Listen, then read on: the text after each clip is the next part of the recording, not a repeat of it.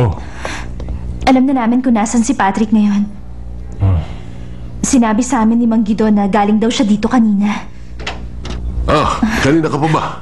Kararating ko lang. Alam mo ba, dito lang pala sa lugar na ito nakatira si Patrick. Papunta na nga raw dito eh. Hindi mo pa ba siya nakita? Hindi. Hindi ko pa siya nakita. Baka meron lang siyang dinaanan. Oo nga. Halika na. Oo. Nandito na si Robert. At teka't aayusin ko nga itong unan mo.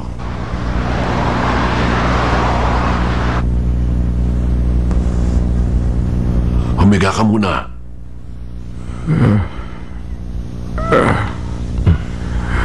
Mukhang hindi na darating si Patrick.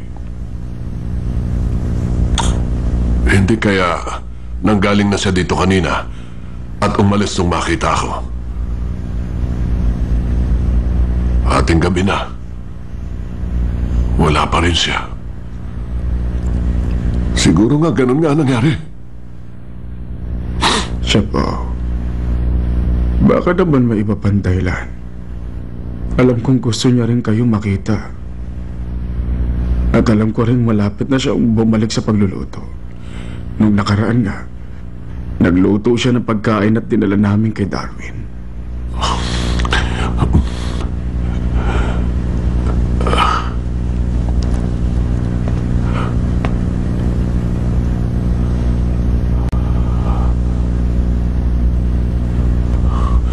Robert. Ano po yan? Hanapin mo si Patrick. Sige na, anak. Gusto ko lang talagang makita siya. Hindi ko na kaya itong nararamdaman kong pag-aalala sa kanya. Ako pong bahala.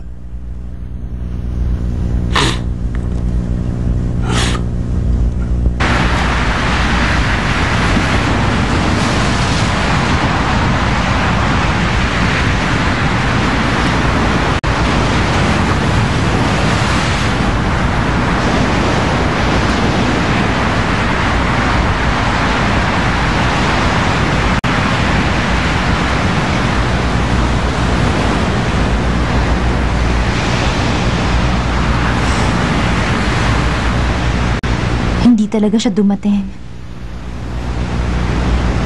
Bakit kaya? Nalaman niya kayang nandito tayo at hinihintay siya.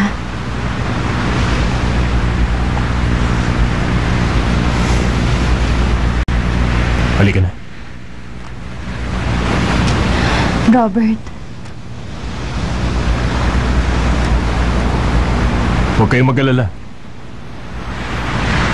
Hahanapin ko agad siya.